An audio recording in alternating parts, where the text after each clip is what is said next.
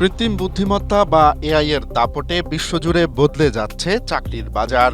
এই নতুন যুগের সঙ্গে তাল মেলাতে নিজেদের শিক্ষা ব্যবস্থায় এক যুগান্তকারী পরিবর্তন এনেছে চীন। অচল ও অতিরিক্ত শিক্ষার্থীপূর্ণ হয়ে পড়ায় দেশটির প্রায় 12,000 কলা, মানবিক ও ভাষা বিষয়ক ডিগ্রি বাতিল করেছে।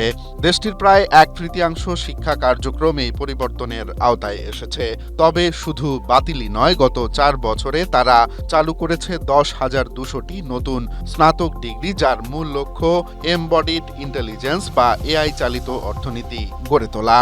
খোদ শিক্ষার্থীরাই বলছেন, প্রোডাক্ট ডিজাইনের মতো কাজ এখন এআই অনায়াসেই করে ফেলছে।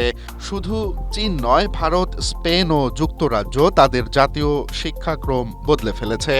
এই এআই বিপ্লবের যুগে টিকে থাকতে হলে মুখস্থ বিদ্যা নয়, বরং প্রযুক্তিগত দক্ষতাই হবে ভবিষ্যতের আসল চাবিকাঠি।